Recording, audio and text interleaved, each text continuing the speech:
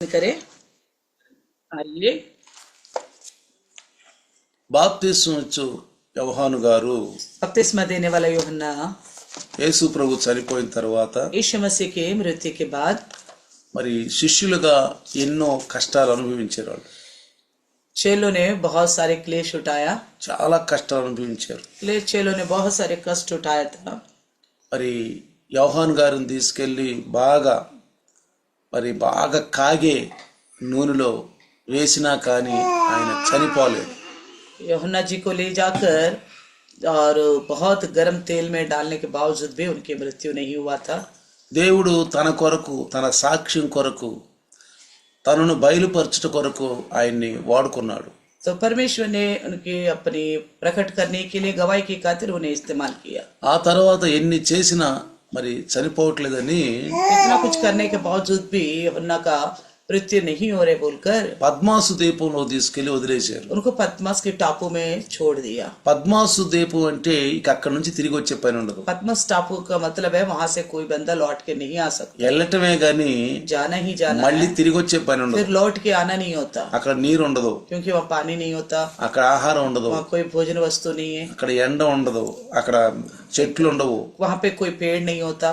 అక్కడ ఎటు చూసినా గాని నిర్జన ప్రదేశము, कहीं पे भी देखो कुछ भी दिखाई नहीं देता, నిర్జన ప్రదేశం. कुछ भी दिखाई नहीं देता। ఇక చనిపోవాలనేది ఒక పనిష్మెంట్ ఇచ్చే వాళ్ళని తీసుకెళ్లి అక్కడ వదిలిపెడతారు. जिसको मृत्यु दंड देते थे उन्हें ले जाकर वहीं छोड़ते हैं। అందుకే इसलिए పౌలు గారు రాసిన పత్రికలో पौलुस ने अपनी पत्रिका దేవుడు మన పక్షమున ఉండగా మనకు విరోధి जब ఎవరు? परमेश्वर हमारे पक्ष में होगा तो हमारा विरोधी कौन हो सकता है? ఇది ఎప్పుడు మనం इस గుర్తుపెట్టుకోవాలి. बात को हमेशा याद रखें। మనకు అది ఆదరణ, ये हमारे लिए आदरण देने वाली बात, మంచి ఆదరణ వాక్యం. अच्छी तरह हमें आदरण देने वाले बच्चे శ్రమల్లో బాధల్లో కృంగిపోయిన వారికి, जब क्लेश और दुखों में परेशानी में हार जाते हैं, అనారోగ్యంలో ఉన్న వారికి, जो बीमारी में रहते हैं, కానీ అనేకమైన పరిస్థితుల గుండా వెళుతున్న వారికి, जो कई सारी तकलीफों पे से होके जाते हैं, వీళ్ళందరికీ ఒక ఆదరణ మాట ఏంటంటే इन सबको एक आदरण देने वाली बात क्या है? దేవుడు మన పక్షముగా ఉండగా మనకి విరోధి ఎవరు? जब आप परमेश्वर ही हमारे ओर हो तो हमारा विरोधी कौन हो सकता है? కాబట్టి దేవుడు మన పక్షమున ఉన్నాడు. इसलिए परमेश्वर हमारी ओर है। ఎవరి పక్షమున? किसकी पक्ष में క్రీస్తు है? రక్తం ద్వారా కడగబడిన వారి పక్షం. जो मसीह के लहू के द्वारा धुले हुए हैं उनकी క్రీస్తును ప్రభు అని అంగీకరించిన వారి మధ్య, पक्ष। मसीह को प्रभु जानकर जिन्होंने अंगीकार किए उन्हीं की, క్రీస్తు వాక్యములో నడుస్తున్న వారి जो మధ్య, मसीह के वचन में चलते हैं उनके लिए, ఆయన వాక్యం ద్వారా మనం మనకు పరిశుద్ధపరుచుకున్న వారి దగ్గర. जो अपने आप को उनके वचन के द्वारा पवित्र करते हैं। కాబట్టి యోహాను పద్మాసు దీపములో ఉండి यूहन्ना जो है पद्मस टापू में रहते हुए అక్కడ ప్రార్థిస్తున్నాడు. वहाँ प्रार्थना कर रहा కానీ था। ఇక్కడ మనం తెలుసుకోవాల్సింది ఏంటంటే हम जानने वाला विषय क्या था? ఆయన పద్మాసు దీపంలో ఉండి वो पद्मस टापू में रहकर అయ్యో నాకెందుకు ఇంత శ్రమలు, ఈ శ్రమలు, ఈ బాధ నాకెందుకు అని బాధపడలేదు. उन्होंने इस तरह अपने आप को नहीं कोसा, ना दुख उठाया, मुझे मेरे साथ ऐसा क्यों हो रहा है बोलकर। అయ్యా నన్ను నువ్వు కాపాడొచ్చు కదా, వీళ్ళందరూ నన్ను శ్రమ పెడుతుంటే నన్ను కాపాడొచ్చు కదా, మరి నన్ను ఎందుకు ఎట్లాంటి శ్రమలకు నన్ను వదిలిపెట్టేవు అని ఆయన బాధపడలేదు. तो यूहन्ना ने ये भी नहीं बोला मुझे तो आप बचा सकते हो ना, मुझे इन क्लेशों के लिए क्यों छोड़ दिया करके भी वो दुख नहीं उठाया। నువ్వు నిజమైన దేవుడు కదా, और उन्होंने ये भी नहीं बोला तू हकीकत का ईश्वर है ना, నువ్వు తిరిగి లేచేవు కదా, आपने तो जी उठा है, నువ్వు పరలోకంలోకి వెళ్ళేవు కదా, आप स्वर्ग में चले गए ना, మేమందరం నిన్ను నమ్మాం కదా, हम सब तुझ पर भरोसा किया నిజంగా है, నిన్ను దేవుడు పంపించడం మేము నమ్మాం కదా, हमने यकीन कर लिया तू परमेश्वर की ओर से भेजा నువ్వు गया है, నిజంగా దేవుని కుమారుడు అని మేము నమ్మాం हमने కదా, यकीन किया तू सच्ची में परमेश्वर का पुत्र है, జీవం కలిగినటువంటి దేవుని యొక్క శక్తి నీకు ఉందని మేము నమ్మాం కదా. हमने विश्वास किया जीवित परमेश्वर का सामर्थ्य आपके ऊपर है। కానీ लेकिन ఎందుకు ప్రభు నన్ను ఈ యొక్క పరిస్థితులకు నన్ను వదిలిపెట్టేవని గాని इस तरह मुझे इस हालत में क्यों छोड़ा बोलकर అస్సలు ఎక్కడ కూడా ఒక్క శబ్దం కూడా మాట్లాడ, कभी भी इस तरह नहीं कहा उन्होंने। ఏ విధంగా చూసినా ఎక్కడ కూడా అసలు ఏ విధంగా కూడా మాట్లాడలేదు. तो इस तरह कोई भी निंदा परमेश्वर की नहीं करा, ना बोला। చూసారా, देखा, అంత విశ్వాసం, గట్టి విశ్వాసం ఉంది కాబట్టి इतना पक्का विश्वास है, इसलिए అందుకే దేవుడు తన పైన దయ చూపించాడు. इसलिए परमेश्वर ने उनके ऊपर कृपा किया। ఎవరైతే దేవుని యొక్క దయని పొందుకుంటారో जो कोई परमेश्वर का दया को प्राप्त करते వారి हैं పైన పరిశుద్ధాత్మ దిగుతాడు. उनके ऊपर पवित्र आत्मा उतरेगा। చూడండి అక్కడ మరి పరిశుద్ధమైనటువంటి పరిపూర్ణమైన దినాన तो पवित्र दिन में ఆయన ఆరాధిస్తున్నాడు, वो आराधना कर रहा था, ఆరాధిస్తున్నాడు. చూడండి, आराधना कर रहा था। देखिए ఎవరు లేరులే, कोई है ही नहीं, ఒక్కడనేలే, मैं अकेला हूँ, అని అనుకున్నాడా? इस तरह नहीं सोचा था क्या? పౌలు గారు అంటాడు, पौलुस कहता है నిన్ను ఏ స్థితిలో ఉండి పిలిచాడు ఆ స్థితిలో రా. आपको जिस स्थिति में प्रभु ने बुलाया है उसी स्थिति में आओ ఇంక परमेश्वर, వెనక్కి తిరిగి చూడద్దు ఇక. और पीछे मुड़ के मत देखना। ఇప్పుడు నీకు ఏ స్థితి ఇచ్చాడు? अभी आपको कौन सा स्थिति दिया? ప్రభువులో నడవటానికి ఇప్పుడు నీకు ఎలాంటి స్థితి ఇచ్చాడు? ఆ స్థితిలో నడవటమే. प्रभु में चलने के लिए आपको किस तरह का हालत दिया, उसी में आपको आगे बढ़ते जाना ही है। దానికోసం ఇంకా ఏదో ఎదురు చూడటానికి వీలు లేదు. उसके लिए और कुछ इंतजार करने की आवश्यकता नहीं है। ఇప్పుడు నేను ప్రభువులో ఎదగటానికి నాకు ఇచ్చినటువంటి ఈ క్రమమైనటువంటి విశ్వాసము, ఈ సహవాసం ఏంటి ప్రభువా అని నేను నడవటమే. तो जो प्रभु ने मुझे दिया ये संगति और ये कलिसिया में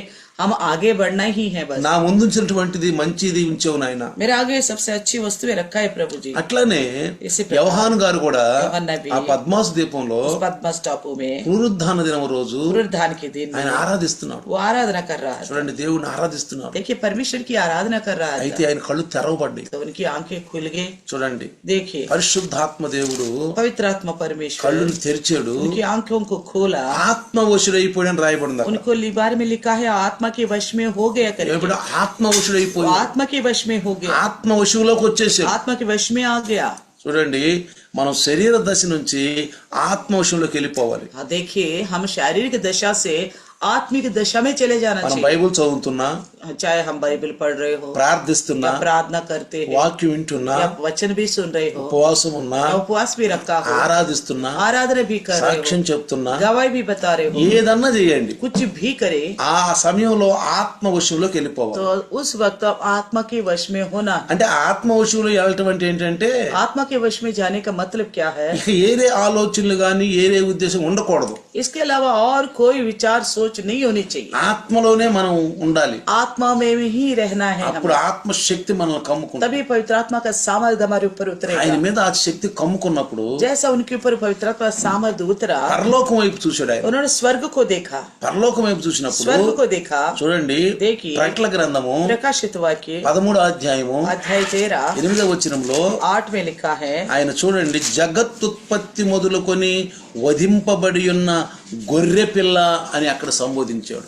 कहता है पृथ्वी के वे सब रहने वाले जिनके नाम उस मेमने के जीवन की पुस्तक में लिखे नहीं गए, तो जगत की उत्पत्ति के समय से घात हुआ है, उस पशु की पूजा करेंगे।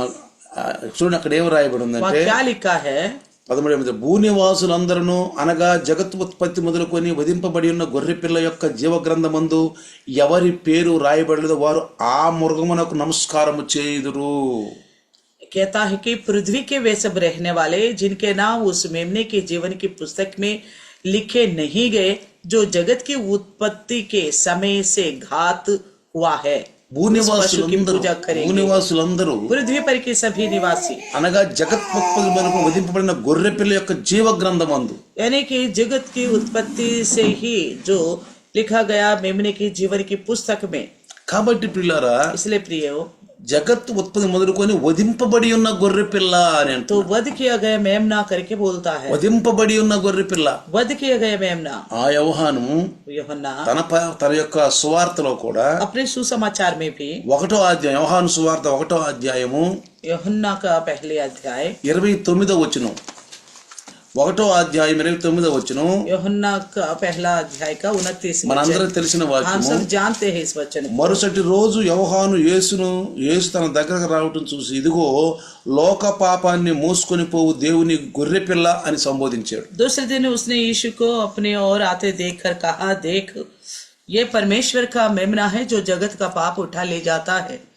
తర్వాత 36వ వచనంలో కూడా इसमें 36 वचन में लिखा है, అక్కడ కూడా ఏమన్నా, ఇదిగో దేవుని గొర్రెపిల్ల అని రాయబడింది. तो ये देखो परमेश्वर का मेमना है। ఏమన్నాడు? क्या कहा? చూడండి, देखिए, ఇదిగో देखो దేవుని గొర్రెపిల్ల. ये परमेश्वर का मेमना है। ఇక్కడేమో లోక పాపములు మోసుకొని పోవు దేవుని గొర్రెపిల్ల. यहाँ तो ये बोला ये परमेश्वर का मेमना है जो जगत के पाप उठा के ले जाता है। పరిశుద్ధాత్ముడు ఆయన ద్వారా మాట్లాడాడు, पवित्र आत्मा प्रभु उन्हीं के द्वारा बात किया है, మనకు సంబోధించటానికి, మనకు हमें बताने తెలియటానికి, के लिए, समझाने के మనకు लिए, తెలియటానికి. हमें मालूम होने के लिए। ఇదిగో లోక పాపము మోసుకొని పోవు దేవుని గొర్రెపిల్ల. देखो जगत के पाप उठा के ले जाने वाला परमेश्वर की मेमना। ఆ తర్వాత ఇదిగో దేవుని గొర్రెపిల్ల. फिर लिखा है, देखो ये परमेश्वर का मेमना है। కాబట్టి పిల్లరా, इसलिए प्रियो, క్రీస్తు యొక్క రక్తములో మనం కడగబడి ఉన్నాము. हम मसीह के लहू से धुले हुए हैं। కాబట్టి इसलिए ఆయన రక్తము కల్వరి శిలువలో उनकी लहू कलवरी की क्रूस पर, కలవరి సిలువలో कलवरी क्रूस पर, ఎట్లా యోహాను గారు యేసుని నమ్ముకున్నాడు, जैसा यीशु पर यूहन्ना ने भरोसा किया,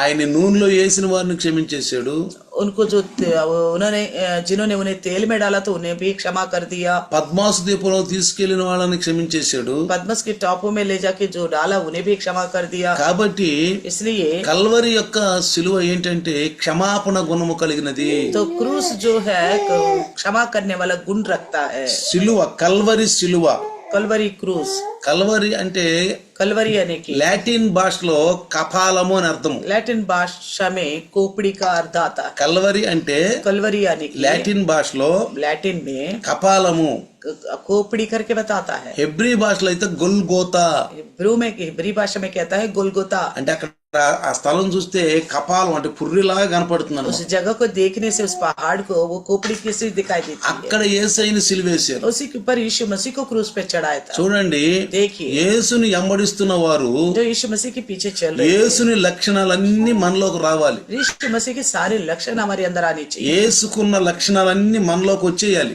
यीशु की सब लक्षण हमारे अंदर होनी चाहिए. చూడండి, देखिए కల్వరి స్థలం అనేది तो क्रूस कलवरी जगह ఒకటి ప్రార్థనా స్థలంగా ఉంది. एक तो प्रार्थना का जगह है, ప్రార్థనా స్థలం, प्रार्थना की जगह है. అక్కడ ఒక దొంగ ఉన్నాడు. वहाँ पे एक चोर है. ఆ దొంగ ఏమన్నాడంటే, चोर ने क्या कहा, అయ్యా నీవు నీ రాజ్యములోనికి వచ్చినప్పుడు నన్ను జ్ఞాపకం చేసుకో అని ఆయన్ని ప్రార్థించాడు. तो उस चोर ने, डाकू ने परमेश्वर के पुत्र से विनती किया, जब तू पिता के राज में जाएगा तब मुझे स्मरण करो.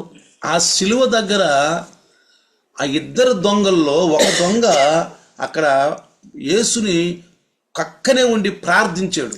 तो दो क्रूस पर जो उनके साथ और भी दो डाकू थे, उनमें से एक डाकू ने यीशु मसीह के साथ रहते हुए प्रार्थना किया. ఆ బందిపోటు దొంగలు वो डाकू थे. క్రీస్తు యొక్క సువార్త సిలువలో ఆయన వేలాడుతున్నప్పుడు ఆ సువార్తను విన్నారు. जब यीशु लटक रहे थे क्रूस पर, उनका सुसमाचार उनके द्वारा सुना. ఆ సువార్తను విని सुनकर అది యథార్థమైన ప్రార్థన. तो खरे मन से प्रार्थना की. ఏమిటి ఆ ప్రార్థన అంటే, क्या प्रार्थना किया कि నీవు నీ రాజ్యంలోకి వచ్చినప్పుడు నన్ను జ్ఞాపకము చేసుకో. जब तू अपने पिता के राज्य में जाएगा मुझे स्मरण करो. ఈ దొంగ చేసిన ప్రార్థన దేవునికి ఇష్టంగా ఉంది. इस डाकू की प्रार्थना परमेश्वर को अच्छा लगा.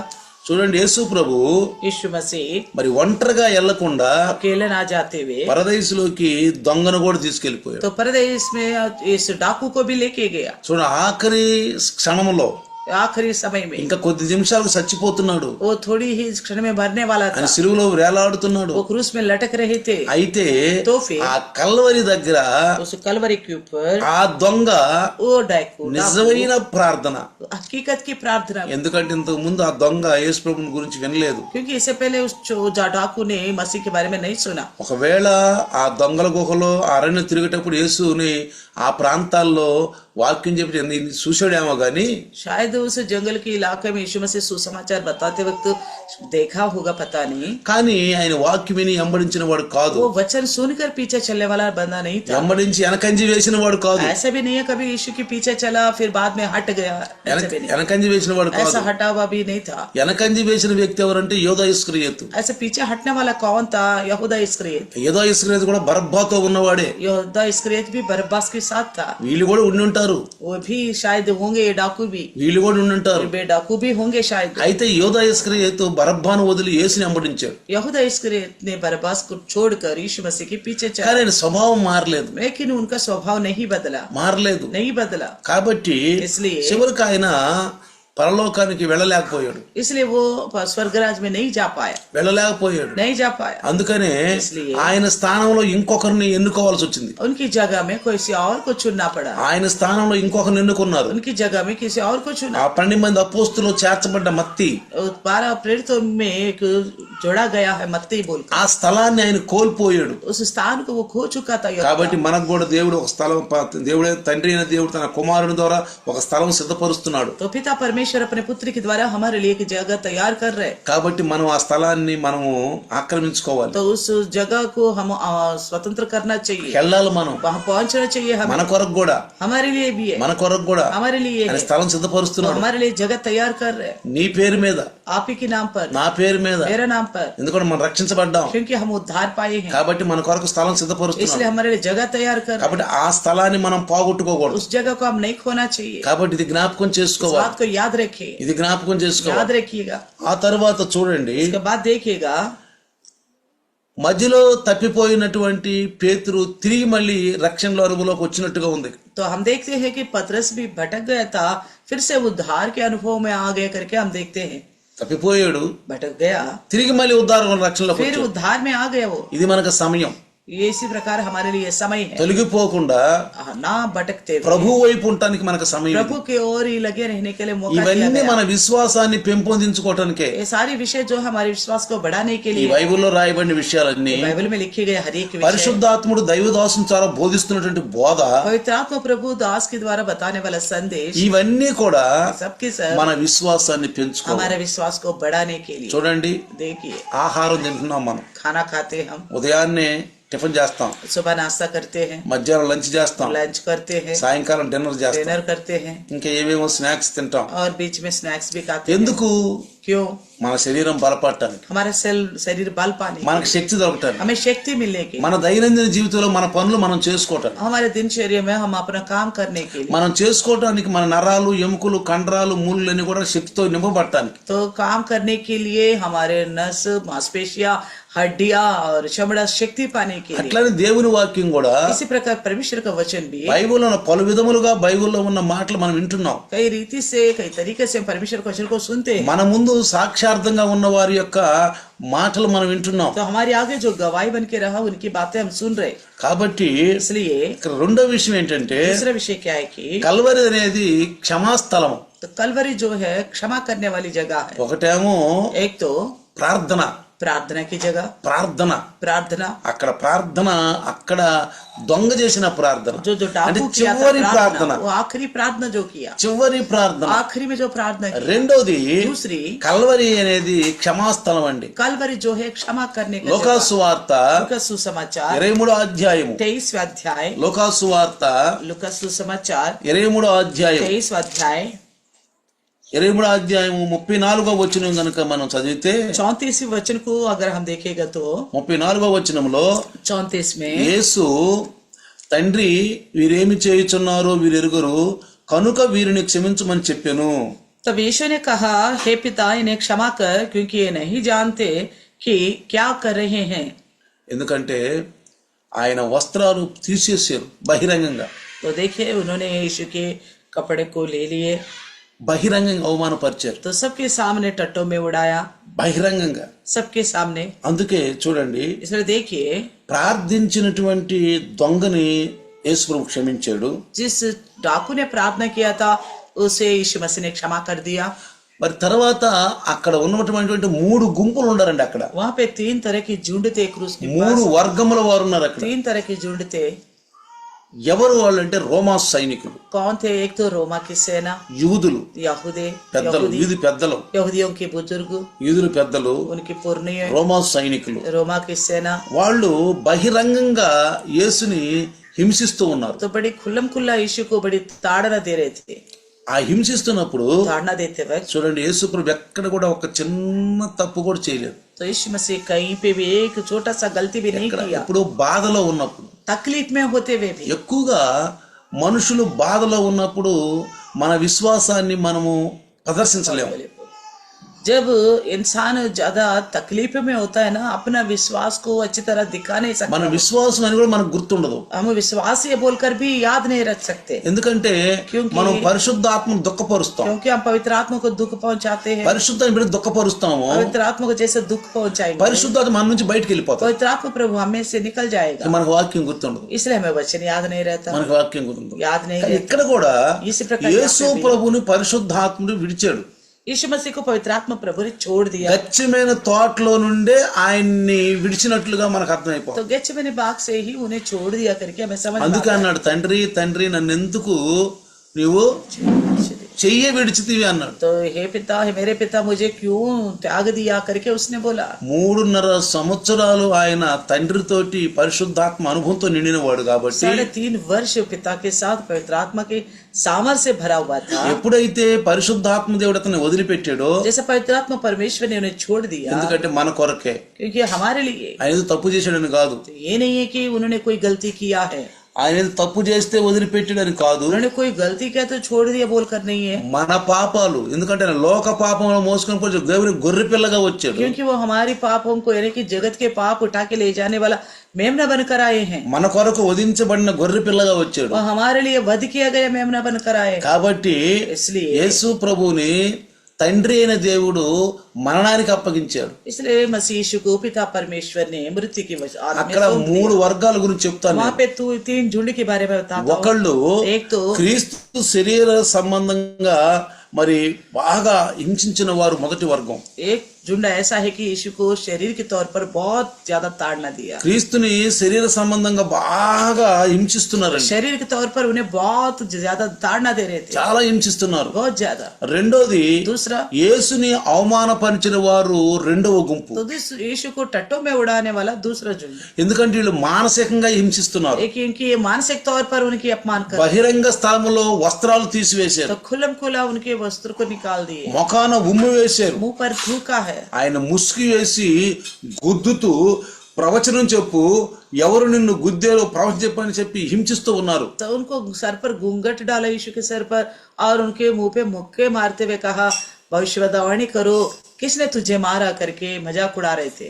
దేవుని కుమారుని అవమానపరుస్తున్నారు. परमेश्वर के पुत्र को अपमान कर रहे थे. అయినా గాని फिर भी వాళ్ళ రక్షణ గురించి उनके उद्धार की खातिर యేసు ప్రభు मसीह यीशु తండ్రి पिता వీరేమి చేయుచున్నారో వీరెరుగురు వీరిని క్షమించుము, इन्हें क्षमा कर, क्योंकि ये जानते ही नहीं कि ये क्या कर रहे हैं. తండ్రి వీరేమి చేయుచున్నారో నీకు అర్థం కావట్లేదు, क्या कर रहे पिता, इन्हें पता नहीं है, క్షమించు, इन्हें क्षमा कर, వీళ్ళకి తెలియదు, इन्हें मालूम नहीं. లేఖన భాగాలు తెలియకే మీరు పొరబడుతున్నారని చెప్పి ఆయన సువార్త చెబుతున్నప్పుడు అన్నాడు, మీరు లేఖన భాగాలు తెలియకే పొరబడుతున్నారు. उन्होंने सुसमाचार सुनाते वक्त कहा था, तुम वो लिखी हुई बातों को ना समझने की वजह से तुम धोखा में हो. కాబట్టి లేఖన భాగాలు తెలియాలంటే బైబుల్ చదవాలండి. इसलिए पवित्र शास्त्र मालूम पढ़ना तो पढ़ना होगा. జార్జ్ ముల్లర్ గారు जॉर्ज मुलर, తన రక్షణ పొందిన దగ్గర నుంచి जब से उसने उद्धार पाया, చనిపోయే వరకు मृत्यु होने तक 200 సార్లు బైబుల్ పూర్తిగా చదివాడంట 200 बार बाइबल को पूरे रीति से पढ़ा. జార్జ్ ముల్లర్ గారు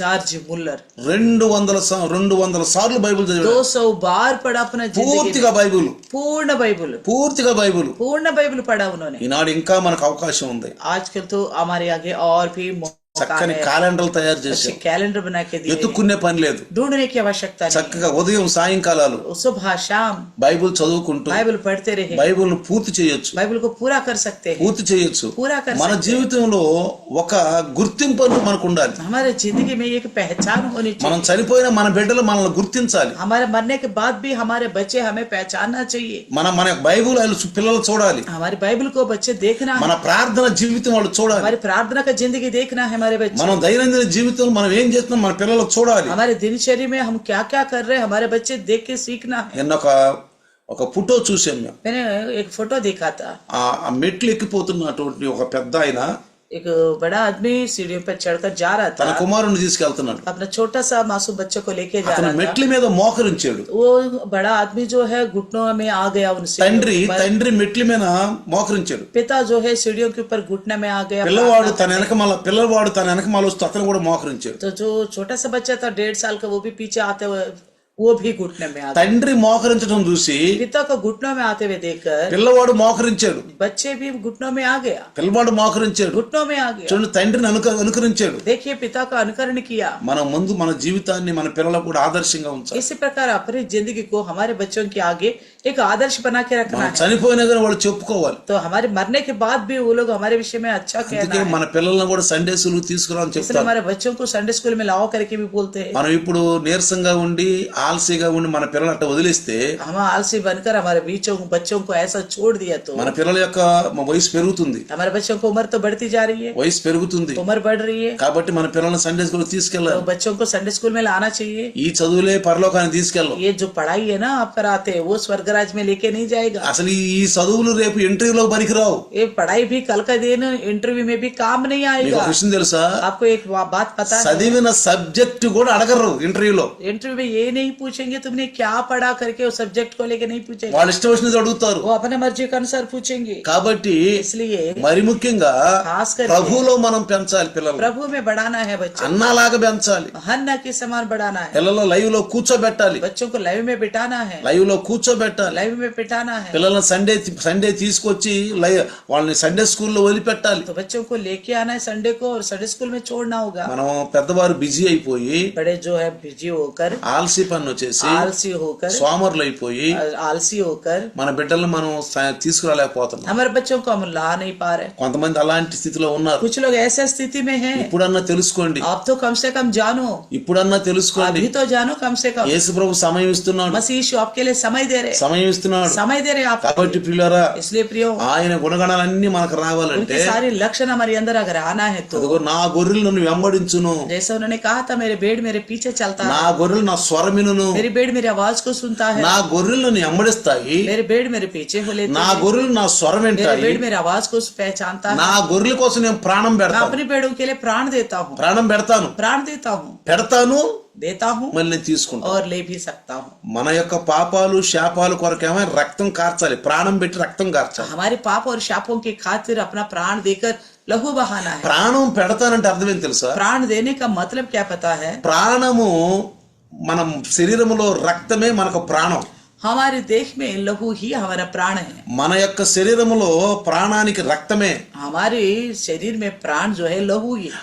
ఆ రక్తం అంతా కారిపోయినాక सारा लहू निकलने के बाद మరి చనిపోతాడు, इंसान की मृत्यु हो जाती है, చనిపోతాడు. मृत्यु हो जाती కాబట్టి యేసుప్రభు ఏమన్నాడంటే, है. इसलिए यीशु ने कहा తన సువార్త చెబుతున్న సమయంలో अपने सुसमाचार के నా साथ గొర్రెల కొరకు అంటే నా గొర్రెలు నన్ను వెంబడించే గొర్రెలు, मेरे भेड़ों की खातिर मेरे यानी कि मेरे पीछे चलने वाले भेड़ों की నన్ను వెంబడించే గొర్రెల जो मेरे కొరకు पीछे चलते हैं నేను ప్రాణం పెడతాను అన్నాడు. उनके लिए मैं अपना प्राण देता हूँ बोला. చూసారా, देखा, పెడతాను, मैं दे भी सकता हूँ మళ్ళీ प्राण, నేను తీసుకుంటాను. अपना प्राण वापस ले भी सकता हूँ. నా ప్రాణాన్ని తీసుకుంటాను, मैं अपने प्राण को ले सकता हूँ, నా ప్రాణాన్ని పెడతాను. मैं अपने प्राण को दे भी सकता అది हूँ. నా ఇష్టం. वो मेरा मर्जी है. చూసారా, देखा, ఆయన దేవుని కుమారుడు అని చెప్పి ఆయన నిరూపించుకున్నాడు. वो अपने आप को साबित किया कि मैं परमेश्वर का पुत्र हूँ. అసలు పెద్దలు అడుగుతున్నప్పుడు पूर्णिय पूछ रहे थे, ఎప్పటి నుండి తండ్రి దేవుడి యొక్క తండ్రి అయిన దేవుని యొక్క కుడి పార్శ్వమున ఉంటాడని చెప్పాడు. तो तब यीशु ने कहा अब से पुत्र जो है पिता परमेश्वर के दाहिने हाथ में बैठा ఇక్కడ रहेगा. ధైర్యం ఉందండి ఆయనకి, देखिए उनके अंदर कितना हिम्मत है, ధైర్యం.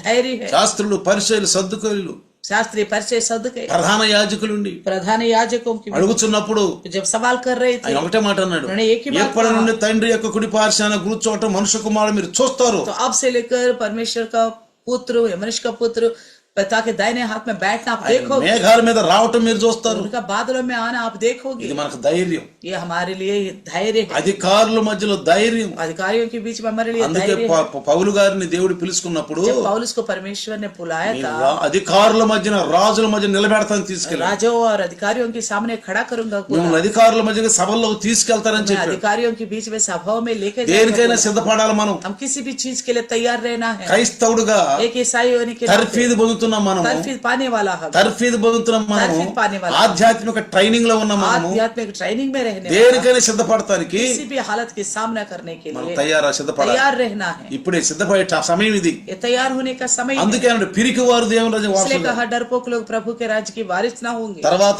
మూడవ వర్గం, इसके बाद तीसरा झुंड, మూడవ వర్గం ఎవరు తెలుసా, तीसरा झुंड कौन है पता है? ఆయన దైవత్వాన్ని దూషిస్తున్నటువంటి వారు మూడవ వర్గం. उनकी ईश्वरत्व की निंदा करने वाले ये तीसरा झुंड. ఒక వర్గం ఎవరు, पहला झुंड कौन था? క్రీస్తును శరీర సంబంధంగా హింసిస్తున్న వారు. यीशु के देह के ऊपर ताड़ना देने वाले. రెండవ వర్గం యేసుని అవమానపరుస్తున్న వారు. दूसरा जो यीशु के अपमान करने वाले हैं, అంటే బహిరంగంగా అవమానపరుస్తున్నారు. खुल्लम खुल्ला अपमान कर रहे हैं, బట్టలన్నీ తీసేశారు, कपड़े सारे उतार कर, ముఖాన ఉమ్మేశారు, मुंह पर थूक कर, ఉమ్మేశారు, थूक कर ముసుగేసి గుద్దుతున్నారు. और घूंघट डाल के मुक्के मार रहे थे. చూసారా, देखा, బహిరంగంగా అవమానపరుస్తున్నారు. खुल्लम खुल्ला अपमान कर रहे थे. అయినా గాని फिर भी ఒక్క శబ్దం మాట.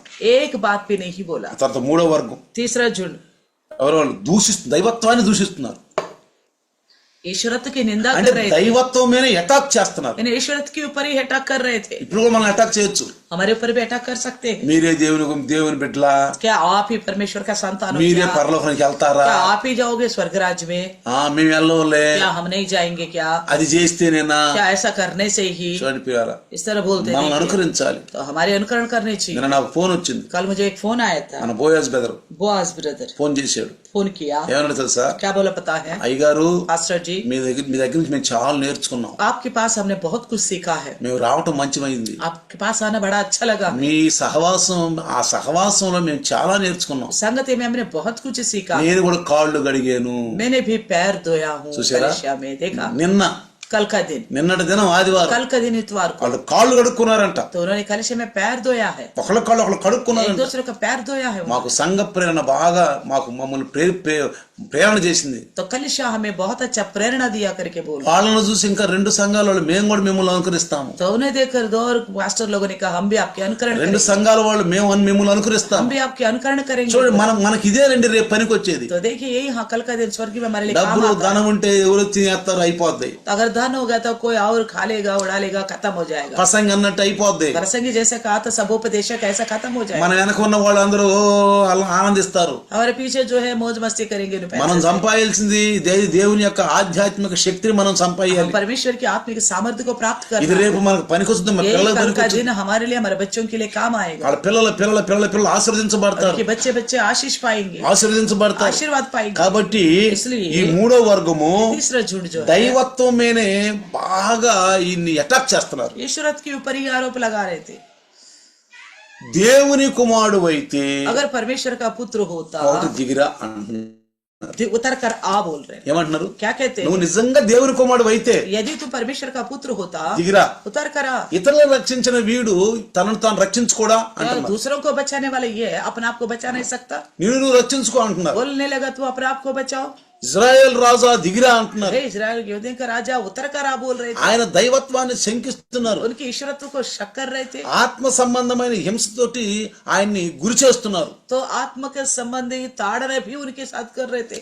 అయినా तो भी ఆయన దేవుని వైపే तो చూస్తున్నారు. परमेश्वर की ओर ही नजर लगाया. దేవుని వైపు చూస్తూ, परमेश्वर की ओर देखते हुए తండ్రి हे पिता మీరేం ये చేస్తున్నారు, क्या कर रहे हैं इन्हें नहीं पता, వీళ్ళకి తెలియదు, ये नहीं जानते, వీళ్ళకి క్షమించు, इन्हें क्षमा करो, వీళ్ళకి క్షమించండి. इन्हें क्षमा करो बोला. ఈ 3 వర్గాలు ये 3 प्रकार की झुंड ఎంతగా ఆయన్ని హింస పెడుతున్నా, इतना उनकी ताड़ना देने के बावजूद, అవమానపరుస్తున్నా अपमान करने के बावजूद యేసు ఏం చేశాడు? यीशु ने क्या किया? క్షమించాడు. क्षमा कर. అందుకే మనం కల్వరి దగ్గరికి వెళ్ళాలండి. इसलिए हम कलवरी के निकट जाना है. ఈ కల్వరి శిలువ మనం ఎప్పుడు మర్చిపోకూడదు. ये कलवरी क्रूस को कभी नहीं भूलना चाहिए. మన జీవితంలో ఒక సింహాసనం మీద రాజు కూర్చున్నట్టుగా ఈ కల్వరి యొక్క కార్యం మన యొక్క సిలువ కాదు మెళ్ళలో వేసుకునేది, ఆ కల్వరి కార్యం మనకి యొక్క హృదయంలో స్థిరపడిపోవాలి. तो जैसे सिंहासन पर राजा बैठता है, इसी प्रकार हमारी हृदय में यानी कि क्रूस नहीं लटकाना हमारे छाती के ऊपर, हमारी हृदय में कलवरी क्रूस पे जो कार्य हुआ वो बैठ जाना है अच्छी तरह. ఇప్పుడు సిలువేసి తిరుగుతున్న వారు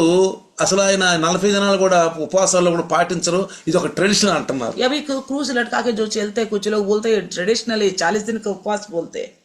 చూడండి, देखिए సిలువ అయితే మెళ్ళలో వేసుకుంటున్నారు, क्रूस को तो डालते गले में, చర్చిలో సిలువలు వేసుకుంటున్నారు, चर्च में भी क्रूस रखते हैं, కానీ కల్వరిలో జరిగినటువంటి కార్యాలను వాళ్ళు మర్చిపోతున్నారు. लेकिन कलवरी के अंदर जो कार्य हुए वो भूल जाते हैं. ఎట్టంటే कैसा होता है कि ఎంతగానో మనల్ని తల్లిదండ్రులు పెంచారు, పెద్ద చేశారు, हमारे माँ बाप ने बड़ा अच्छी तरह पाल पोस कर बड़ा किया, చనిపోతే వాళ్ళని జ్ఞాపకం చేసుకోమని. तो हमारे माँ बाप मरने के बाद हम उन्हें स्मरण नहीं వాళ్ళ करते. పూజించడం అని కాదు, उनको पूजा करना नहीं, వాళ్ళ ఫోటోల మీద మాలలు వేయటం కాదు, उनकी फोटो के लिए तस्वीर के लिए माला चढ़ाओ नहीं बोलते. వాళ్ళు చచ్చిపోయిన దినాన ఓ వేల మందిని పిలిచి బంతులు బారసాలు చేయటం కాదు. तो उनकी मरे हुए दिन को लेकर तेरवी बनाना नहीं, बड़े बड़े खर्चा करना नहीं. ఆయన చేసిన కార్యాలు, उनकी किया गया कार्यों ఆయన को, చూపించిన ఆదర్శం, उन्होंने ये जो आदर्श दिखा के ఆయన गया, ఎలా జీవించాడు, यीशु कैसा जिंदगी అవన్నీ जिया, మనకు ప్రేరణగా ఉండాలి. वो सारी बातें हमारे लिए प्रेरणा होनी चाहिए. ఆ ప్రేరణ మనం చూపించాలి. उसी प्रेरणा को हमें दिखाना है. అదే యేసు చూపించాడు, वही दिखाया है यीशु ने. అదే యేసు చూపించాడు. यीशु ने वही दिखाया. యేసు ప్రభు ఏమంటే తెలుసా? बस यीशु ने क्या कहा बताया. రెండోది, दूसरा बात, ఆ ఒక మంచి విశ్వాసి एक अच्छा विश्वासी కాల్విన్ అనే దైవదాసుడు कैल्विन नामक एक प्रभु का दास దొంగల గురించి ఏమన్నాడంటే, इस डाकू को लेकर क्या कहा था? దొంగల గురించి 5 విషయాలు చెప్పాడు. 5 बातें बताया. ఒకటి, एक तो అప్పుడే చనిపోబోతున్నాడు, तभी उसका मृत्यु होने वाला था. ఇంకా కొన్ని క్షణాల్లో చనిపోబోతున్నాడు. कुछ ही क्षणों में वो मृत्यु पाने वाला था. మరణంలో ఉంటాడు, జీవం పుట్టిందంట. तो उनकी मृत्यु में जीवन पैदा हो गया बोला. చూసారా, देखा, ఇంకా కొన్ని క్షణాల్లో చనిపోబోతున్నాడు. अभी कुछ ही क्षणों में वो मरने पर था. రోమా సైన్యము, రోమా గవర్నమెంట్ అతనికి పనిష్మెంట్ ఇచ్చింది. तो रोमा सेना, रोमा सरकार ने उसे पनिशमेंट दिया. ఎందుకు చనిపోవాలని పనిష్మెంట్ ఇచ్చింది. तो किसी की प्रकार की मृत्यु की पनिशमेंट दिया. పనిష్మెంట్ ఇచ్చింది, पनिशमेंट की दिया. కానీ మానవులో నుంచి జీవాన్ని కలిగి ఉన్నాడు. लेकिन मृत्यु में से उसने जीवन को प्राप्त किया. వినాశం అయిపోతుంది, బాడీ అంతా ఇదైపోతుంది. उसका देख विनाश होने पर था. ఆ సమయంలో తేజస్సుని ఇచ్చాడంట ఆయనకి. तो उस समय परमेश्वर ने उनके ऊपर अपना प्रकाश उंडेला. మూడోది, तीसरा, అవమానం. अपमान. దొంగల్ని మోకాళ్ళ మీద కొడుతున్నారు, तो वो घुटनों में मार रहे थे, హింసిస్తున్నారు, हिंसा कर रहे थे. అవమానంలో గౌరవాన్ని ఇచ్చాడంట. उस अपमान में परमेश्वर ने गौरव दिया उन्हें. అపజయములో విజయాన్ని ఇచ్చాడంట. तो हार में उन्हें जीत दिया. బానిసత్వంలో బతుకుతున్న వారికి, ఆ పాప బానిసత్వంలో ఉన్న వారికి దేవుని యొక్క రాజ్యంలో రాజరికాన్ని పొందుకోవటానికి దేవుడు మంచి సమయం ఇచ్చాడు దొంగకి. पाप की गुलामी में रहने वाले से डाकू को परमेश्वर के राज्य की स्थिति को पाने के लिए परमेश्वर ने आशीष दिया है. కాబట్టి इसलिए చూడండి ప్రియులారా, देखिए प्रियो, మనకి ముందు ఆదర్శంగా ఉన్నవారు ఈ దొంగ గాని, हमारे आगे जो ये डाकू है, మనకు ముందు ఆదర్శంగా ఉన్న యేసు ప్రభు గాని, या यीशु मसीह है हमारे आगे जो आदर्श है. జగత్తు పునః ఉత్పత్తి చేసినప్పుడే जगत की उत्पत्ति से पहले ही హేబేల్ అంట हाबेल మరి శ్రేష్టమైన పలుకు ప్రోక్షణ రక్తం అంట. तो बड़ी उत्तम लहू करके बताया गया है. ఎబ్రానీయుల పత్రిక इब्रानी लिखी पत्री 12వ అధ్యాయము 12 अध्याय में 24వ వచనం కనుక మనం చూస్తే, 24 वचन में देखेगा तो ఎబ్రానీయుల పత్రిక इब्रानियों की लिखी हुई पत्री 12వ అధ్యాయము 12 अध्याय 24వ వచనంలో 24वें वचन में చూడండి,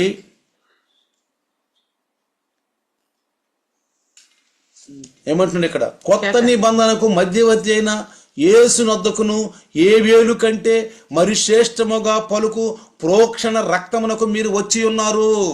नई वाचा के मध्यस्थ यीशु और छिड़काव के उस लहू के पास आए हो जो हाबेल की लहू से उत्तम बातें कहता है. చూసారా, देखा, మొదటి పాత నిబంధనలో पुराने नियम में జగత్ ఉత్పన్నం చేసినటువంటి మొదటి దినాల్లో जगत की उत्पन्न किया हुआ पहले दिनों में ఆయన ముందు ఇవేమీ లేవండి. उनके सामने ये सब कुछ नहीं था. ఏం లేవు ఆయన ముందు. कुछ भी नहीं था. आधार పరిశుద్ధ గ్రంథం లేదు. ना पवित्र ग्रंथ थी. ఇంకా ఎవరైనా విశ్వాసులు ఉన్నారా? और कोई विश्वासी थे क्या? ఇంకెవరైనా ఉన్నారా? हाबेल के आगे कोई विश्वासी थे ఆ क्या? హేబేల్ ముందు ఎవరు లేరు. हाबेल के आगे और कोई नहीं था అయినా विश्वासी. గాని तो भी ఆ ఆదాము అవ్వలు చూపించినటువంటి ఆదర్శం, आदम और जो आदर्श दिखाया था, ఆదర్శం जो आदर्श के अनुसार వాళ్ళకి మరి ఆధ్యాత్మిక నడవటానికి అది ఒక పురికొల్పింది. तो हाबिल को आत्मिक तौर पर चलने के लिए प्रोत्साहन मिला है. చూడండి, देखिए ఆదికాండము उत्पत्ति 4వ అధ్యాయము 4 अध्याय 4వ వచనంలో 4 वचन, హేబేలు తన మందలో తొలుచూలు పుట్టిన వాటిలో క్రొవ్విన వాటిని తెచ్చెను అని రాయబడింది. तो हाबिल भी अपनी भेड़ बकरियों के कई एक पहलौटे बच्चे भेड़ चढ़ाने के लिए लाए करके लिखा है. ఏమంటున్నాడు? क्या कहता है? హేబేలు తన మందలో अपनी తొలుచూలు పుట్టిన వాటిలో క్రొవ్విన వాటిని తెచ్చాను అని ఉంది. तो हाबिल ने उस भेड़ की झुंड में से पहलौटा बच्चा को चढ़ाने के लिए लाया. అందుకే इसलिए ఆయన అర్పణ దేవుడు అంగీకరించాడు. उसके अर्पण को परमेश्वर ने ग्रहण कर दिया. కానీ కయ్యేను, लेकिन कैन का, ఇద్దరే అన్నదమ్ములు, ये दोनों भाई थे, కయ్యేను कैन హేబేలు, और हाबिल, ఆదాముకు పుట్టినవారు आदम को जो पैदा हुआ है మొట్టమొదట. सबसे पहले. అయితే तो फिर కయ్యోను కంటే कैन से बढ़कर హేబేలు విశ్వాసం శ్రేష్టమైంది. हाबिल का विश्वास उत्तम था. చూడండి, देखिए, తనకు పుట్టినటువంటి మందలో నుంచి తొలిసూరు వాటిని మంచి బలం కలిగిన వాటిని తీసుకొచ్చాడు. उसकी भेड़ बकरियों की झुंड में से जो पहलौटा अच्छा बछड़ा को लेके आ गया, దేవునికి అర్పించాడు. परमेश्वर को चढ़ाया. అందుకే మొదటి ప్రథమ ఫలాలు ప్రభువుకి ఇస్తాం అంట. इसलिए प्रथम फल हम प्रभु को देते हैं. ప్రథమ ఫలాలు, దశమ భాగాలు, प्रथम फल दशवांश చూడండి అబ్రహాం ఎందుకు అంత ధనవంతుడు అయ్యాడండి? देखिए अब्राहम क्यों इतना धनी हुआ। అబ్రహాం ఎక్కడ పోయినా సఫలం అవుతున్నాడు. अब्राहम जहाँ कहीं भी जाता तो सफल होता है। ఎందుకు సఫలం అవుతున్నాడు అబ్రహాం? क्यों सफल होता है? తన దశమ భాగాలన్నీ తీసుకెళ్లి తన మెల్కీసేదకు యాజకుడికి ఇచ్చేవాడు. दशमांश ले जाके याजक जो मिल्की से देखता అందుకే उन्हें देता था। అందుకే అబ్రహాం అంత ధనవంతుడు అయ్యాడు. इसलिए अब्राहम इतना धनी बन गया। అందుకే మలాకి అన్నాడు ఇవ్వండి ఇచ్చి చూడండి. इसलिए कहता है मलाकी दे दो और देखे देखो, ఇవ్వండి ఇచ్చి చూడండి. दे दो और देकर देखो। మనం ఏమనుకుంటాం? हम क्या ఇస్తే మనకు చాలు అనుకుంటాం. दे दिया तो हमारे लिए कम पड़ेगा सोचते हैं, మనకు చాలవేమనుకుంటాం. हमारे लिए कम पड़ेगा सोचते हैं, అక్కడే మనం దెబ్బతింటున్నాం. तभी हम हार खाते हैं। మనం సఫలం అవ్వాలంటే, अगर हमारी जिंदगी में सफल हो रहा ప్రతి పనిలో సఫలం है, हर అవ్వాలంటే एक काम में आशीष पाना है, భౌతికంగా కూడా ఆశ్రయించబడాలి. भौतिक रीति से भी आशीष पाना है। ఆత్మలో మనం ఆశ్రయించబడుతున్నాం. आत्मा में आशीर्वाद पा रहे तो ప్రభువుని నమ్ముకున్నాం, प्रभु पर भरोसा కానీ करो। ఆజ్ఞలో కూడా మనం ఆశ్రయించబడాలి. आज्ञा में भी आशीर्वाद पाना है। ఉన్నంతలోనే जितना हमारे पास है, ఉన్నంతలోనే जितना हमारे पास है, ప్రభువుకి ఇవ్వండి, प्रभु को दे दो। ఇచ్చి చూడండి. देखे देखो। మలాకి అంటాడు ఆకాశ వాకిలు ఇప్పి పట్ట జాలని విస్తారంగా కుమ్మరిస్తాను. आकाश की झरोकों को खोल कर अपरंपार आशीर्वाद उंडेल दूंगा। वो నువ్వు ఎక్కడికి వెళ్ళి నీకు ఆశీర్వాదం క్లియర్ जहाँ అయిపోతుంది. कहीं भी जाओ आपके लिए आशीर्वाद का मार्ग बन जाएगा। ఆయన దూతలు నిన్ను క్లియర్ చేస్తారు. उनके दूत आपके लिए आशीर्वाद का मार्ग को सीधा करेगा। కఠినమైనటువంటి సమస్యల్ని ఆయన క్లియర్ చేస్తాడు. तो बड़ी कठोर समस्या उन्हें भी वो सरलता बना देगा। అందుకే ఇందాక చెప్పిన మొదట్లో इसलिए पहले बताया था పౌలు గారు ఏమన్నాడు? पौलुस ने क्या कहा? ఆయన మనకి మన పక్షముగా ఉన్నప్పుడు जब वो हमारी ओर है, हमारे पक्ष में है, మనకి విరోధులు ఉండరండి. हमारा विरोधी कोई नहीं हो सकता, మనకి విరోధులు ఉండరు. नहीं होंगे कोई भी। ఆయన మన పక్షంగా ఉండాలి. वो हमारे पक्ष में रहना है। విరోధులు ఉండా ఆయన వాళ్ళని సరళంగా శత్రువులు మిత్రులుగా చేస్తారు. अगर विरोधी भी होगा, परमेश्वर हमारे ओर हो तो उन शत्रुओं को मित्र बना देगा। కాబట్టి इसलिए హేబేలు हाबिल తన మందలో నుండి अपने झुंड में से తొలుచూలు పుట్టిన వాటిలో पहलौठा बच्चों में से కొవ్విన వాటిని जो తీసుకొచ్చాడు. चर्बी से भरा उसे लाया, మంచి పొలుకంట. अच्छी बलिदान दिया। ఏమన్నాడు హెబ్రీలు ఏమంటున్నాడు? इब्रानी में क्या कहा? హేబేలు కంటే మరి శ్రేష్టమైన పొలుకు ప్రోక్షణ రక్తమును మీరు వచ్చి ఉన్నారు. హేబేలు కంటే कहता हाबिल से भी उत्तम बलिदान चढ़ाया करके बोलता है। హేబేలు రక్తం కార్చాడు, మంచి పని. हाबिल ने अच्छी लहू बहाया, अच्छा काम है। దానికంటే కొత్త నిబంధనకి మధ్యవర్తి అయిన యేసు, इससे अधिक जो नया नियम का भिजवाई है यीशु, మనం హేబేలునే చెప్పుకుంటున్నాం. हम आबेल को लेकर बताते మా हैं। హేబేలు हाबिल మంచి పని చేసి మరణం అయ్యాడు. अच्छी काम करके मृत्यु पा लिया। అందుకంటే యేసయ్య మరి శ్రేష్టమైన రక్తం కార్చాడు. इससे पहले यीशु मसीह से अधिक यीशु मसीह ने హేబేలు उत्तम కంటే लहू बहाया। శ్రేష్టమైన రక్తం हाबिल से उत्तम लहू बहाया, యేసు రక్తము. यीशु की लहू, ఆయన ప్రోక్షణలకు వచ్చామంటే మనం. उसी की छिड़काव के नीचे हम आए हैं। అందుకే इसलिए చూడండి देखिए ఎఫెసీయులకు రాసిన పత్రిక, एफिसियों की लिखी पत्री, రండి ఎఫెసీయులకు రాసిన పత్రిక एफिसियों की लिखी पत्री 5వ అధ్యాయము अध्याय 5, 5వ అధ్యాయము अध्याय 5 2వ వచనం గనుక మనం दूसरे చదివితే, वचन अगर हम पढ़ेगा तो 2వ వచనము క్రీస్తు మిమ్మును ప్రేమించి పరిమళ వాసనగా ఉండుటకు మన కొరకు తను తాను దేవునికి అర్పణముగాను బలిగాను అప్పగించుకొనెను. प्रेम में चलो जैसा मसीह ने भी तुमसे प्रेम किया और हमारे लिए अपने आप को सुखदाई सुगंध के लिए परमेश्वर की आगे भेंट करके बलिदान कर दिया। క్రీస్తు మిమ్మును ప్రేమించి जैसा मसीह आपसे प्रेम किया, పరిమళ సువాసనగా ఉండుటకు. सुखदाई सुगंध होने के लिए। పరిమళ సువాసన ఎత్ర రాసుకోవటం కాదండి, सुखदाई सुगंध यानी कि इत्र लगाना नहीं है, ఏదో పూలు పెట్టుకోవటం కాదండి, या तो गजरा लगाना नहीं, అది కాదండి. इसके लेकर नहीं నీ कहता। విశ్వాసం అనే సువాసన आपका विश्वास का सुगंध నీ పొరుగు వారికి తగలాలి, आपके आसपास के लोगों को पता నీ चलना है, ఇంటి ముందు ఉన్న వాళ్ళకి తగలాలి, आपके घर के आगे के लोगों को मालूम होना है, నీ వెనకమాల ఉన్న వాళ్ళకి తగలాలి, आपके पीछे लोगों को मालूम पड़ना నీ है, ప్రక్కన ఉన్న వాళ్ళకి తగలాలి, आपके बगल के लोगों को मालूम पड़ना నీ है, పిల్లలకు తగలాలి. आपके बच्चों को मालूम पड़ना है। అదే సువాసన, ఆత్మీయ वही सुगंध, సువాసన. वही आत्मिक सुगंध, ఆత్మీయ సువాసన आत्मिक सुगंध, పరిమళ సువాసనగా ఉండుటకు सुखदाई सुगंध మన होने के కొరకు लिए తన్ను తాను దేవునికి బలిగాను అర్పణగాను అప్పగించుకొనెను. वो हमारे लिए अपने आप को बलि और अर्पण के रूप में తన్ను తాను चढ़ाया, अपने आप को దేవునికి. परमेश्वर को। మనం క్రీస్తు యొక్క సువాసన మనలో కలిగి ఉండాలండి. हम मसीह के सुगंध हमारे अंदर होनी चाहिए। అది ఇతరులకి ఆకర్షణగా ఉండాలి. वो दूसरों को आकर्षित करने वाला होना चाहिए, ఇతరులకు ఆకర్షణగా ఉండాలి. दूसरों को आकर्षित करनी चाहिए. మనం జీవించే జీవితం हम जीने वाली जिंदगी ఇతరులకు ఒక ఖుష్బూదారుగా ఉండాలి. ये दूसरों के लिए खुशबूदार बने. అందుకే మీరు కూడా ఒకరినొకరు ప్రేమించుకొనుడి. इसलिए आप भी एक दूसरे से प्रेम करो. అలాగుననే మీరును ప్రేమ కలిగి నడుచుకొనుడి. इसी प्रकार तुम भी प्रेम में बने रहो. ప్రేమ కలిగి నడుచుకోవాలంటే प्रेम में बने रहना है. చూడండి, देखिए రేపు మనం పరలోకానికి వెళ్తేనంట जब हम स्वर्ग में जाएंगे అక్కడంట वहाँ पे యేసు ప్రభు గాయాలు మనం చూస్తామంట. यीशु मसीह के घावों को देखेंगे हम. పరలోకానికి వెళ్ళాక स्वर्ग में जाने के बाद ఇవన్నీ మర్చిపోమండి. ये सारी बातों को हम नहीं भूलेंगे, ఇవన్నీ మర్చిపోం. नहीं भूलेंगे. పరలోకానికి యేసు ప్రభు వెళ్ళినప్పుడు जब यीशु मसीह गए तो स्वर्ग में, జకరియా గ్రంథంలో రాయబడి ఉంది, जकरिया की पुस्तक में लिखा है, అక్కడంట వాళ్ళు చూసి అంటే ఏంటి ఈ గాయాలను అడిగారంట. तो उन्होंने पूछा कि ये क्या है घाव. చూసారా, देखा, మనం ఏదో చనిపోతే మనం ఏదో కోమాలోకి వెళ్ళిపోతాము, అన్ని మర్చిపోతాం అనుకోవటం పొరపాటండి. आप इस प्रकार की धोखा में मत रहना. हमारे मरने के बाद हम सब प्रकार की बातों को भूल जाएंगे, कुछ मालूम नहीं पड़ेगा, ऐसे नहीं सोचना. మనం పరలోకానికి వెళ్ళినాకంట स्वर्ग में जाने के बाद సిలువ क्रूस, కల్వరిలో మనం జరిగినటువంటి అన్ని మనకి జ్ఞాపకం వస్తాయి అంటే. तो कलवरी पर जो जो कार्य हुआ वो भी याद रहेंगे हमें. ఆయన గాయాలు మనం చూస్తాం. उनके घावों को हम देखेंगे. యేసు తన స్వరక్తమి సంపాదించినటువంటి ప్రజలను అక్కడ చూస్తాం. यीशु ने अपने खुद की लहू को देकर जो कमा है ना, उन लोगों को भी हम वहाँ देखेंगे. ఆయా భాషలు మాట్లాడే వాళ్ళని, उस पर विभिन्न प्रकार की भाषा ఆ बोलने वाला, ప్రాంతాల నుంచి వచ్చిన వారు, विभिन्न प्रकार के प्रांत में से ఆ रहने वाले, దేశాల నుంచి వచ్చిన వాళ్ళు, और कई प्रकार के देश से आए हुए ఆ लोग, రాష్ట్రాల నుంచి వచ్చిన कई వాళ్ళు, प्रकार के राष्ट्रों से आए हुए వివిధ लोग, జాతులు, सब प्रकार की जातियों से, వాళ్ళందరూ మనం और చూస్తామండి. सभी लोगों को हम देखेंगे. వాళ్ళందరూ గొర్రె పిల్ల రక్తంతో కడగబడిన వాళ్ళు. वो सबके सब मेमने के लहू से धुले हुए लोग हैं. వీళ్ళందరూ కూడా ये सब के सब పాత నిబంధన భక్తులతో కలిసిపోతారండి. तो पुराने नियम के भक्तगणों से मिल जाएंगे. పాత నిబంధన భక్తులు, కొత్త నిబంధన భక్తులు. पुराने नियम के भक्तगण, नया नियम के भक्तगण, మొదట పునరుద్ధానములో పాలు పొందిన వారు, जो पहले पुनरुद्धार में सहभागी हुए थे, పాలు పొందిన వారు सहभागी जो అక్కడ ఆరాధన స్థలం అయిపోతుంది. वहाँ पे आराधना का जगह बन जाएगा. ఆయన సంపాదించినటువంటి ఆ సంపాదన అదే ఆ పరలోకంలో ఉండిందే. जो स्वर्ग में है वही उनकी कमाई है.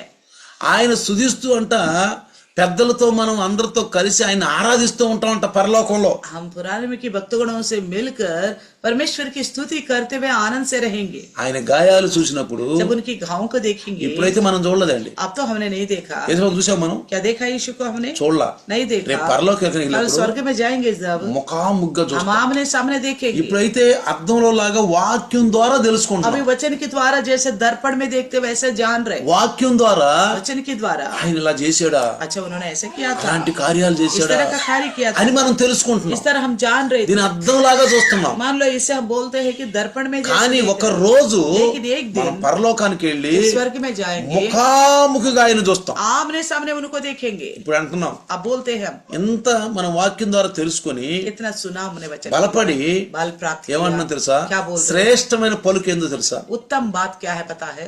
తండ్రి ఏమిచ్చి నీ రుణం తీర్చుకోగలను पिता में क्या देकर आपका कर्जा चुका सकता हूं? అంటున్నాం అంటలేదు. क्या बोल रहे कि नहीं? పశ్చాత్తాప పడుతున్నా पश्चाताप कर रहे कि नहीं कर रहे? పరలోకానికి వెళ్ళినాక कल स्वर्ग में जाने के बाद సంతోషంగా అంట बड़ी आनंद से నీ రుణం తీర్చు, ఏమిచ్చి నీ రుణం తీర్చుకోగలను ఆయన. हम क्या देकर आपका कर्जा चुका सकते हैं? ఎందుకంటే क्योंकि కల్వరిలో నువ్వు చేసిన కార్యం, कलवरी पर आपने जो कार्य किया, సిలువలో నువ్వు చేసిన బలియాగం, क्रूस पर जो आपने बलिदान चढ़ाया, భూలోకంలోకి నుంచి పరలోకానికి వెళ్ళిన వాళ్ళందరూ పాత నిబంధన భక్తులు, కొత్త నిబంధన భక్తులు ఆరాధిస్తారంటండి. तो पृथ्वी से स्वर्ग में गए हुए हर एक नया नियम के भक्तगण, पुराने नियम के भक्तगण परमेश्वर की आराधना करेंगे. చూసారా, देखा ఎంత శ్రేష్టమైనటువంటి ఆనందం మనం పొందుకోబోతున్నాం. कितना उत्तम आनंद हम उठाने वाले हैं. పరలోకానికి వెళ్ళబోతున్నాం, स्वर्ग में जाने वाले हैं, हम వెళ్ళబోతున్నాం. जाने वाले हैं. కాబట్టి కల్వరి సిలువ इसलिए कलवरी क्रूस మన జీవితంలో విలువైందని. हमारे जिंदगी में बहुमूल्य है. సిలువ విలువైంది కాదు, केवल क्रूस बहुमूल्य नहीं है, కాదండి. केवल क्रूस बहुमूल्य नहीं है. ఆ కల్వరిలో యేసయ్య పడ్డ బాధ, उस कलवरी में मसीह यीशु ने जो दुख झेला है, ఆయన అవమానించినటువంటి 3 వర్గాలు, उनका झुंड, जिनको 3 झुंड जो अपमान किया था, దొంగ, और वो जो डाकू, దొంగ ప్రార్థన, डाकू की प्रार्थना, ఆ ప్రార్థనలో పాపిని క్షమించాడు. वो उस प्रार्थना के द्वारा पापी को क्षमा అందుకే किया. అంటాం సమయం ఉండంగానే ఇల్లు చక్క పెట్టుకోండి. इसलिए कहता है समय रहते हुए घर को संभालो बोलते हैं. మనమైతే చక్క పెట్టుకున్నాం. हम तो अपना सवार के रखा है, अपने ఇంకా जिंदगी చాలా మంది ఉన్నారు. और भी बहुत सारे लोग हैं, వాళ్ళని మనం హెచ్చరించేవారు उन्हें हमें सावधान करने वाला बनना चाहिए, हम వాళ్ళకి బైబిల్ చెప్పేవాళ్ళగా మనం उनको ఉండాలి. बाइबल बताने वाला बनना चाहिए, వాళ్ళ సంఘానికి నడిపించే వాళ్ళగా उन्हें మనం कलिशे ఉండాలి. में लाने वाला बनना चाहिए, हम వాళ్ళ ప్రభు దగ్గర నడిపించాలి, उनको प्रभु के पास लेके आना है, సత్యాన్ని బోధించాలి, सच्चाई का प्रचार करना है, బైబిల్లో ఉన్న సత్యాలు వాళ్ళకి చెప్పాలి. बाइबल की सच्चाई उन्हें बताना है, దేనిలో తప్పిపోతున్నారో पता नहीं कौन से विषय में भटक रहे, వాళ్ళకి వాళ్ళకి అది చెప్పాలి. उस विषय को लेकर समझाना है. అన్ని జనులు ఉన్నారు, जाति है, నామకార్థ క్రైస్తవులు, नामधर्मसी है, అల్ప విశ్వాసులు, अल्पविश्वासी है, అవిశ్వాసులు अविश्वासी है, కేవలం చర్చి పోయి కూర్చుని వస్తున్నారు, केवल चर्च में जाकर केवल बैठ के आते हैं, చర్చి మీద వెళ్తున్నారు, కూర్చుని వస్తున్నారు. जाते हैं चर्च में केवल बैठ कर आते हैं. ఇలాంటి వాళ్ళని इस तरह के लोगों को, ఇలాంటి వాళ్ళని इस तरह के लोगों మనం को ప్రభు దగ్గర हम తీసుకురావాలి. प्रभु के पास लेके అది आना మన है. బాధ్యత. ये हमारी जिम्मेवारी है.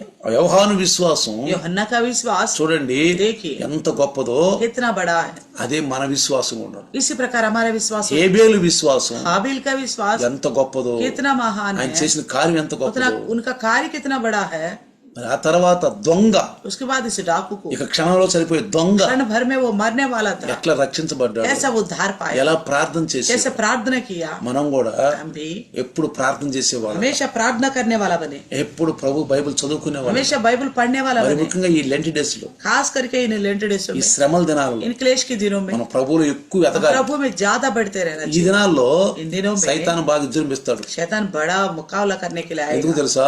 क्यों पता है? బాగా ఉపవాసాలు ఉంటాం, क्यों ज्यादा उपवास रखेंगे, ఉపవాసాలు ఉంటాం, उपवास रहेंगे, ప్రార్థనలో గడపాలనుకుంటాం, प्रार्थना में बिताना బాగా चाहेंगे ఎదగాలనుకుంటాం. और बढ़ने को चाहेंगे. ఈ దినాల్లో సాతానుడు బాగా విజృంభిస్తాడు. इन दिनों में शैतान बड़ा आक्रमण करने के लिए सोचे. వాడు చేసేదానికి మనం కలవరపడొద్దు, वो जो कुछ करता है उसे लेकर हम बेचैन नहीं होना है, కలవరపడొద్దు, बेचैन नहीं होना है, బాధపడొద్దు. ना तकलीफ उठाना है. యేసు ప్రభులాగా मसीह यीशु के समान, తండ్రి हे पिता వీరేం చేస్తున్నారు, ये क्या कर रहे हैं, వీరెరగరు, ये नहीं వీరిని जानते, క్షమించటమే కాదు इन्हें क्षमा करो बोलना है అని बस. వాళ్ళ కోసం ప్రార్థించాలి. इस तरह उनके लिए प्रार्थना करना है, మనం बस ప్రార్థించాలి. प्रार्थना करना है. ఏమో వాళ్ళు రక్షించబడతారేమో. क्या पता वो लोग भी उद्धार पाए. కాబట్టి इसलिए రండి, आइए ఈ రాత్రి వేళ इस रात के समय ఆ కలవరి శిలువలో उस कलवरी क्रूज पर యేసు కొరకు यीशु की खातिर దొంగ जो डाकू ప్రార్థన చేసినట్టు प्रार्थना जैसा किया, మనం కూడా యేసయ్యను हम भी కలిగి यीशु मसीह को अपनाए, ఈ లోకంలో इस संसार में తప్పిపోకుండా ना भटकते हुए జీవంలో నడిచేవాడు ఉండాలి. जीवन में चलने वाला మన बने. విశ్వాసం ఒక సువాసన పరిమళంగా ఉండాలి. हमारे विश्वास सुगंध खुशबूदार होनी మన चाहिए. కుటుంబంలో మన బిడ్డలకు రావాలి, हमारा परिवार में हमारे बच्चे हमसे सीखना నీ है, ఇరుగు పొరుగు వారికి రావాలి, दूसरों को भी वो खुशबू నీ आना है, బంధువర్గాలకు రావాలి, आपके रिश्तेदारों को भी आपकी నామకార్థ खुशबू फैलना సహవాసాలు ఉన్నట్టు రావాలి. है, नामधारी में रहने वालों को भी आपकी खुशबू फैलना है. మన పని అదే. हमारा काम ఒక यही है. పాపి एक पाप రక్షించబడాలి, उद्धार पाना है, రక్షించబడాలి. उद्धार पाना है. మనమే ఆదర్శంగా ఉండాలి. हम उनके लिए आदर्श बने. యేసయ్య జీవితం మనకు ఆదర్శంగా ఉంది. यीशु मसीह का जिंदगी हमारे लिए आदर्श है. దొంగ జీవితం మనకు ఆదర్శంగా ఉంది. डाकू का जिंदगी हमारे लिए आदर्श है. హేబేలు జీవితం మనకు ఆదర్శంగా ఉంది. हाबिल की जिंदगी हमारे लिए యోహాను आदर्श జీవితం ఆదర్శంగా है. ఉంది. यूहन्ना का जिंदगी एक आदर्श है. మన జీవితం కూడా ఈ దినాల్లో ఈ యొక్క మరి పీడిలో, इस पीढ़ी में, ఈ పీడిలో, ఈ తరములో इस पीढ़ी में మనం కూడా हम भी అనేక మందిని ప్రభు దగ్గర నడిపించాలి, बहुतों को प्रभु के पास लेके आना, అనేక మందిని ప్రభు దగ్గర నడిపించాలి. बहुतों को लेके आना है. రండి, చిన్న ప్రార్థన आइए చేద్దాం. प्रार्थना करें, చిన్న ప్రార్థన, छोटी सी प्रार्थना, తల వంచుదాం. सर झुकाकर. వందనాలు నాయన, धन्यवाद प्रभु जी, స్తోత్రాలు ప్రభు. स्तुति हो. ఇంతవరకు మీరు మాతో మాట్లాడారు, अभी तक आपने हमसे बात किया, దైవదాసుని ద్వారా సంఘంతో మాట్లాడారు, प्रभु के दास के द्वारा हम सब कलिशा से बात किया, లైవ్ లో వస్తున్న ప్రతి ఒక్కరితో మాట్లాడారు. लाइव में आने वाला रेख से बात किया. ఎవ్వరు కూడా నాయన कोई भी ఈ వాక్యం విడిచిపెట్టుకోకుండా, इस वचन को ना छोड़े, ఈ వాక్యం విడిచిపెట్టుకోకుండా ना छोड़े इस वचन 100కి 100 పాళ్ళు పరిచట్టు 100 गुना वचन फलवंत होने के लिए సాతాను ఎత్తుకొని పోకుండా शैतान उठा के ना ले जाने బిడ్డల్లో पाए. బలమైనటువంటి విశ్వాసం, सब में बलवंत सामर्थ्य विश्वास ఈ बढ़ने 40 దినాలు సిలువ యొక్క తండ్రి కార్యాలను మనం తలుచుకుంటున్నాం.